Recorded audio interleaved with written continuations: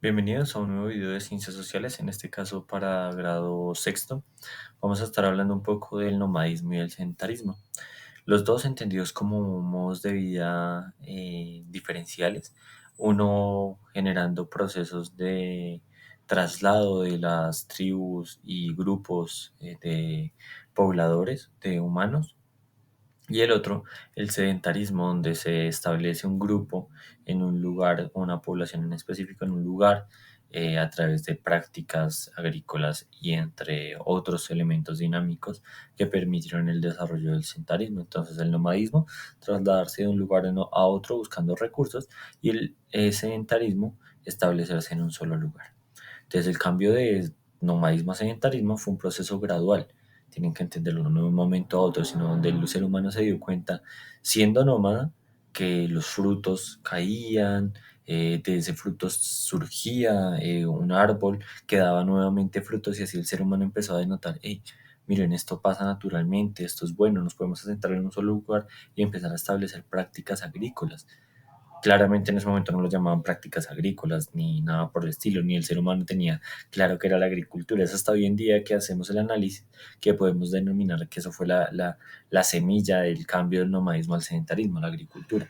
Pero en esa época no era, uy, la agricultura, hagamos esto, hagamos lo otro, no, sino simplemente procesos de innovación técnica que tenía el ser humano a través del nomadismo al sedentarismo, y claramente importantes para el surgimiento de las primeras civilizaciones. Muy bien, entonces iniciemos. Iniciemos hablando de los tres principales fundamentos o causas del cambio del nomadismo al sedentarismo. El primero, el agotamiento de los recursos naturales. El segundo, los avances en la agricultura. Y el tercero, el crecimiento poblacional. Entonces, el agotamiento de recursos se debe a que los recursos son muchas veces renovables, pero teniendo en cuenta que uno debe generar esos procesos de renovación, como la agricultura. Tú puedes cosechar, cultivar 1 millón de veces con la misma semilla. Pero ¿qué ocurre? Eso tiene que ser un ciclo continuo. Si tú no ayudas a ese ciclo, pues no va a haber nada. Entonces, a medida que las poblaciones de cazadores recolectores crecían, los recursos naturales se fueron agotando. Entre más cantidad de personas, pues más rápido se agotaban los recursos. Y si no sabían de procesos agrícolas, pues no podían renovar esos recursos. Esto obligó a estos grupos a buscar nuevas formas de subsistencia, y esta necesidad los llevó a adoptar un estilo de vida más sedentario centrado en la agricultura y la ganadería, o sea, la domesticación de animales. Los avances en la agricultura, el descubrimiento y desarrollo de técnicas agrícolas permitió a los grupos humanos producir sus propios alimentos de manera más eficiente. Esto les brindó la oportunidad de establecerse en un lugar fijo, dando origen a las primeras civilizaciones agrícolas sedentarias: Mesopotamia, el Valle del Indo y, por último, la civilización egipcia. El crecimiento poblacional, denotando la primera característica que hablamos del agotamiento de recursos. A medida que iban creciendo, los recursos se acababan. Eso tenía que ser sí o sí obligatorio desarrollar prácticas de cultivo para generar más recursos. Y así, con ese excedente agrícola, pues poder generar un proceso de subsistencia de la población total. Hablemos de los primeros grupos que se organizaron de manera sedentaria. Fueron sociedades agrícolas ancestrales. Entonces, desde ese punto, los primeros grupos humanos que adoptaron este estilo de vida sedentario fueron las sociedades agrícolas, que surgieron en diversas regiones del mundo, como el creciente fértil, Mesopotamia, en Mesoamérica, incas y mayas, los Andes, entre otros. Estos grupos aprendieron a cultivar plantas y domesticar a animales, lo que les permitió establecer en un territorio y desarrollar comunidades más estables. Y por eso es que hablamos de las primeras civilizaciones, tanto en Europa como en Mesoamérica. Asentamientos en torno a recursos claves, importantísimo. Muchos de estos primeros asentamientos sedentarios se establecieron cerca de fuentes de agua, tierras fértiles y otras materias primas esenciales. Esto les permitiría asegurar el abastecimiento de alimentos y recursos para sus comunidades en crecimiento. Y por último, el desarrollo de aldeas y pueblos. A medida que la agricultura se desarrollaba, pues las aldeas iban creciendo a pueblos y esos pueblos a ciudades. Entre más cantidad de personas, más excedente agrícola, más recursos de este tipo de subsistencia, pues permitía un desarrollo de una sociedad.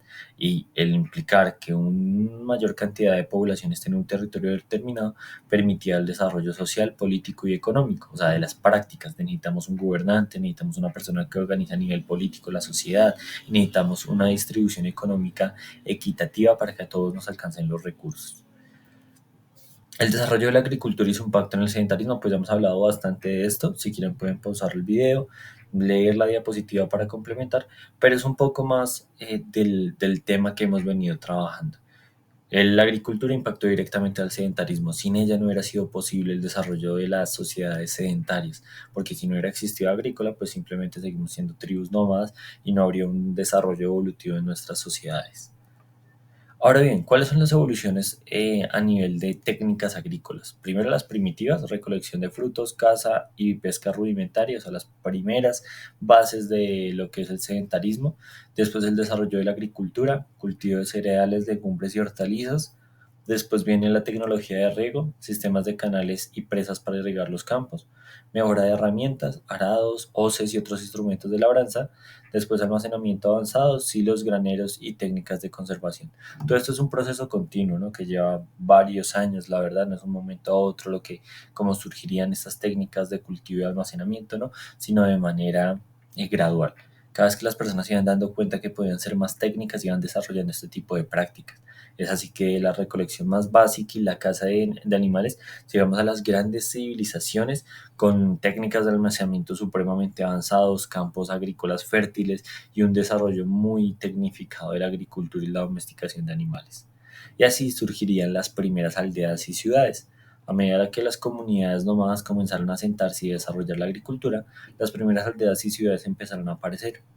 Entre ellos tenemos a Mesopotamia, desarrollada en el Tigris y el Éufrates, cerca de los ríos Tigris y Éufrates, el Valle del Indo, en lo que son los ríos Indo y Ganges, y Egipto, en lo que sería específicamente el río Nilo.